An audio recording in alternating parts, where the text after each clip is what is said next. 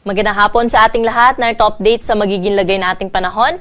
Intertropical Convergence Zone o ITZ patuloy pa rin po nakaka-apekto sa bahagi ng Visayas at Mindanao na kung saan ngayong gabi ito yung magdadala ng mga kalat-kalat, mga pag-ulan, mga pagkidlat at pagkulog sa buong bahagi ng Visayas, pati na rin sa Bicol Region, Palawan, Caraga, Northern Mindanao at Zamboanga Peninsula. Dito naman sa atin sa Metro Manila, pati na rin sa nalalabing bahagi pa na ating kapuluan, mananatiling bahagyang maulap hanggang sa maulap yung ating kalangitan ngayong gabi na may mataas na tsansa ng mga pulo-pulo mga pag-ulan, dala ng easterlies, pati na rin po ng mga localized thunderstorm. Samantala, wala tayong minomonitor ngayon na low pressure area o bagyo na posibleng makaapekto sa ating bansa. At para sa magiging lagay na ating panahon bukas, sa bahagi ng Bicol Region at Palawan ay patuloy pa rin po mga karanas na maghapong makulimlim na panahon na may kasamang mga kalat-kalat na mga pag-ulan, dala pa rin po ito na Intertropical Convergence Zone. Pero dito sa atin sa Metro Manila, pati na rin sa nalalabing bahagi pa ng Luzon, magiging maaliwalas pa rin po yung ating panahon bukas sa araw ng Linggo. At kung lalabas po tayo ng ating mga tahanan, huwag kalimutan magdala ng payong dahil sa hapon hanggang sa gabi ay mataas yung tsansa ng mga panandaliang buhos ng pag-ulan, dala nga na easterlies at ng mga localized thunderstorm, na kung saan pwede natin i-monitor yung ating mga babala o mga thunderstorm advisory na nilalabas ho natin sa ating social media accounts at pinopost na nga rin ho natin ito sa ating website.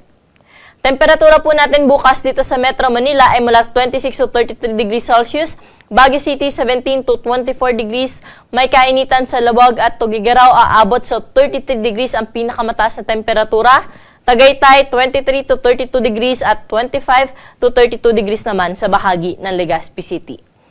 Dumako naman po tayo sa Kalayaan Islands at sa Puerto Princesa na kung saan 25 to 32 degrees ang agwat ng temperatura. Sa mga kababayan naman ho natin sa Kabisayaan, pati na rin po sa Mindanao, dito muna tayo sa Kabisayaan, nakikita natin na magiging maulap yung kanilang panahon dyan bukas at may kasama rin po itong mga may hina hanggang sa katamtaman, kung minsan ay malakas na bugso ng pag-ulan, epekto po ito na Intertropical Convergence Zone. Pero sa buong bahagi ng Mindanao, asahan natin ang bahagyang maulap hanggang sa maulap na kalangitan. Kung may mga pag-ulan na aasahan, ito ay sa hapon at gabi lamang at mga isolated o yung pulo-pulong pag-ulan lamang po ito, dala din na Intertropical Convergence Zone. Temperatura po natin bukas sa bahagi ng Iloilo at sa Metro Cebu ay 25 to 32 degrees Celsius, sa Tacloban naman 24 to 31 degrees Celsius. Sa Cagayan de Oro, 25 to 32 degrees sa agwat ng temperatura, samantalang may kainitan namin sa Zamboanga at sa Davao, aabot sa 33 degrees ang maximum temperature.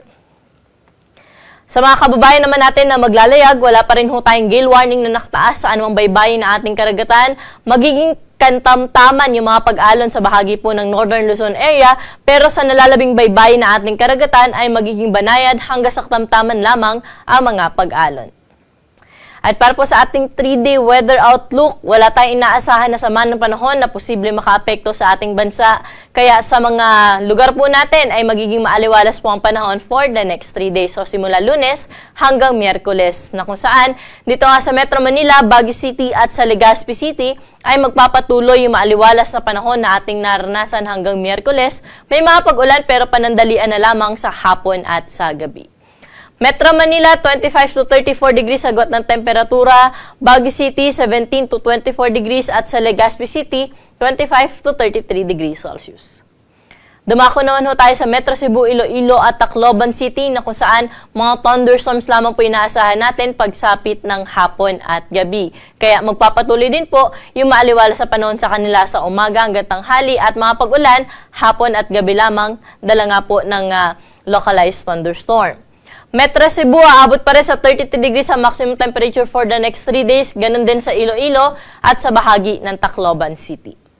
Sa Metro Davao, Cagayan de Oro at Zamboanga City ay mananatiling bahagyang maulap hanggang sa maulap ang kalangitan dyan hanggang Miyerkules, na kung saan may mga pag-ulan pero sa hapon at sa gabi lamang po ito at mga isolated o yung pulo-pulong mga pag-ulan lamang.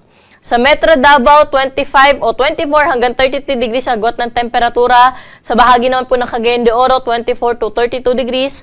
At aabot naman sa 34 degrees ang pinakamataas na temperatura sa Zamboanga City for the next 3 days. At ang araw po natin dito sa Kamaynilaan ay lulubog sa 5:43 ng gabi at muli itong sisikat bukas ng 5:46 ng umaga.